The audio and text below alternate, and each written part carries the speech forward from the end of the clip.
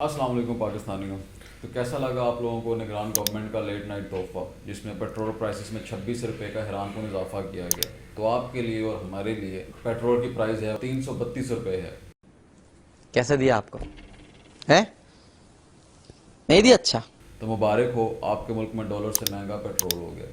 ठीक है। दूसरी बात कि आपके मुल्क में आपको कोई भी पॉलिटिशियन, आपको कोई भी आर्म फोर्सेस का बंदा, आपके मुल्क में कोई भी ब्यूरोक्रेसी का बंदा, कोई भी आपको ऐसा नहीं मिलेगा जो पेट्रोल की प्राइस पे रोना धो रहा होगा। आप पेट्रोल की प्राइस पे और महंगाई पे रोना कौन धोएगा? एक मिडिल क्लास आदमी, एक गरीब आदमी जो मेरे और आप जैसा होगा। ठीक है। तो आज हम जो जिस टॉपिक पे बात करेंगे वो ये है कि कैसे आज डॉलर सस्ता है, पेट्रोल महंगा है और डॉलर दिन ब दिन सस्ता होता जा रहा है। तो ऐसा क्यों है कि डॉलर के कम होने से पेट्रोल की प्राइस कम नहीं हो रही? अस्सलाम वालेकुम फैसल। वालेकुम सलाम कैसे हैं दानियाल। आप? अल्हम्दुलिल्लाह। तो फैसल ये आपको लगता है कि ऐसी क्या इसके बैकग्राउंड है कि डॉलर जब बढ़ता है तो पेट्रोल बढ़ता है, बट जब डॉलर्स की प्राइस कम हो रही है तो पेट्रोल की प्राइस कम नहीं हो रही, वो डबल हो गई है। देखें दानियाल, जैसे आपने बात स्टार्ट की कि जो पेट्रोल प्राइसेस हैं उसका जो डायरेक्ट इफेक्ट है वो मिडिल क्लास को ही क्यों होता है। देखिए, जो मिडिल क्लास है वही आपके टैक्स नेट में आती है। ठीक है। अच्छा दानियाल, बात ये हो रही है कि डॉलर की प्राइसेस कम हो रही हैं और पेट्रोल प्राइसेस बढ़ रही हैं। देखें, ये जो इन्फ्लेशन है और ये जो पेट्रोल प्राइसेस हैं, इनका डायरेक्ट जो रिलेशन है वो डॉलर से बिल्कुल है। लेकिन ऐसा नहीं है कि ये सिस्टम के तहत नहीं बढ़ती। देखें, आलमी मार्केट में पेट्रोल की प्राइसेस बढ़ रही हैं, लेकिन हमारे यहाँ पेट्रोल प्राइस कम भी नहीं होती जब आलमी मार्केट में कीमतें कम हो। असल बात ये है क्योंकि चीज़ें सिस्टम से नहीं चलती। देखिए, सिस्टम से अगर चीज़ें चल रही हों तो जब पेट्रोल प्राइस आपकी कम होनी चाहिए डॉलर की प्राइस कम होने से, इनवर्स जब भी डॉलर की प्राइस बढ़ी है आपकी सारी चीज़ों की प्राइसेस बढ़ती हैं। लेकिन जब भी डॉलर या किसी भी चीज़ की आपकी प्राइस कम होती है, आपकी जो बकाया चीज़ें हैं उनकी प्राइसेस कम नहीं होती। क्यों? क्योंकि पाकिस्तान में कोई चेक एंड बैलेंस का सिस्टम नहीं है। जैसे आपने बात स्टार्ट की, जो ब्यूरोक्रेसी है, जो आर्म फोर्सेस हैं, जो गवर्नमेंट ऑफिशियल्स हैं, उनके पास 1800 सीसी गाड़ियाँ हैं। ठीक है, ये सबसे छोटी गाड़ी है।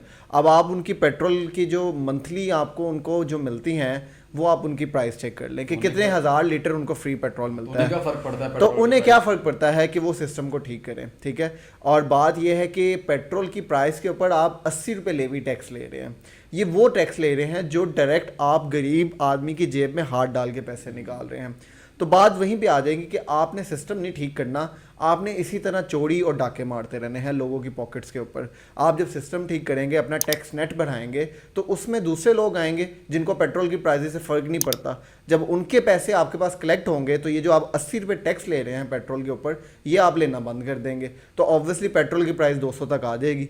तो जब 200 तक पेट्रोल की प्राइस आएगी तो आप और मेरे जैसा मिडिल क्लास फिर सुकून के सांस लेगा। तो आपने सिस्टम की बात की, सिस्टम ठीक नहीं करता, तो मैं आपसे ये पूछूंगा कि ये जो सिस्टम ठीक करने वाले हैं, तो ये सिस्टम को ठीक करने के अलावा क्या करते हैं? देखिए, काम क्या करते हैं?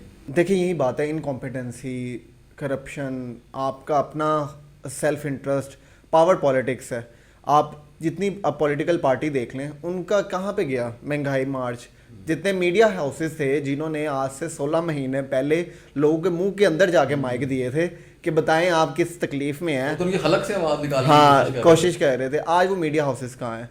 तो बात सारी पावर पॉलिटिक्स की है, बात सारी इस मुल्क की है।